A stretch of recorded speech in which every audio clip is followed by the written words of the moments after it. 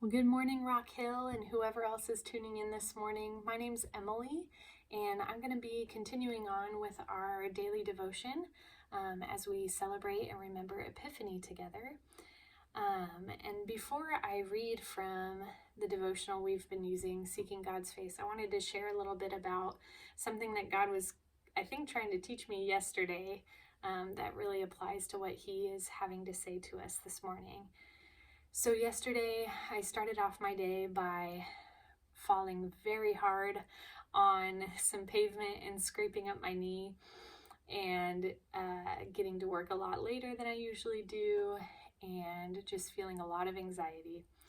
And I work in a school, so I work with people, and anytime you work with people, sometimes there are dramatic things that happen, and yesterday was no exception. So it was quite a dramatic and tumultuous day. Felt like a roller coaster. And what I noticed was at the end of the day, I came back to my desk, which is where I'm sitting right now, and there was just a stillness. There was no music playing, there were no students around, and it was almost peaceful. And I just thought, what an odd thing to happen after such a roller coaster of a day. And I think that really relates to what God is speaking to us this morning. So, again, like I said, I'm reading out of Seeking God's Face. In this particular day, he shares Jesus's first miracle story, which is recorded in John 2. Jesus is at a wedding feast with his disciples and with his mother, and in Jewish tradition, wedding feasts or celebrations would last for about a week. They weren't just a day-long activity. And it was something that was really important. So what happens is they are feasting together. It's the third day of the feast, and the wine runs out.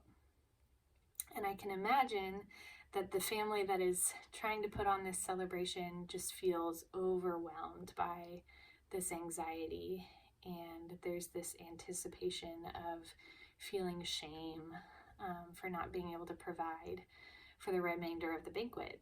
And Jesus's mother empathizes with this, and she goes to Jesus and says, "Please intervene."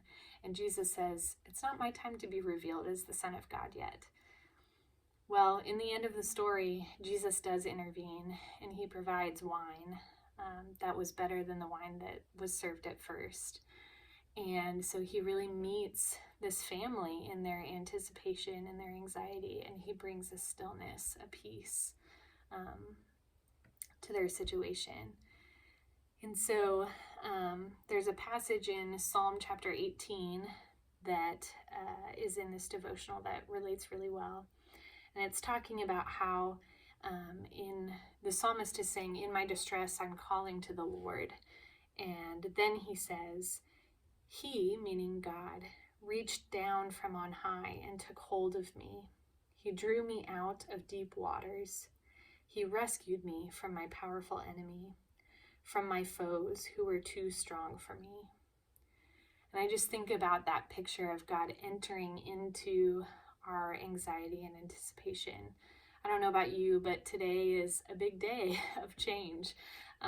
It's Inauguration Day, and I've noticed a lot of anticipation and anxiety, both in myself and in others, leading up to today. And, God can enter into that and bring peace and even bring joy, regardless of how we feel about the circumstances of today or the results of today. And as humans, anytime we're confronted with the unknowable or the unforeseen future, it's natural for us to feel anxious, and God can enter into that space and bring abiding joy and peace.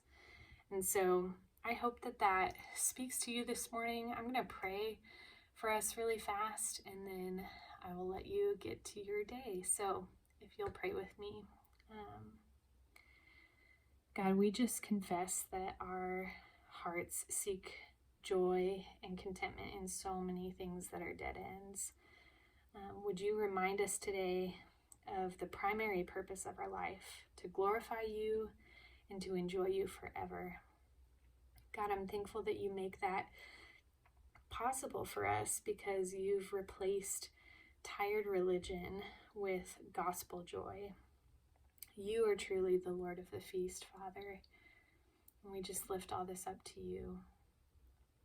So go with God today. May he bring peace to your anxiety. May he meet you where you're at. And may you just delight yourself in him.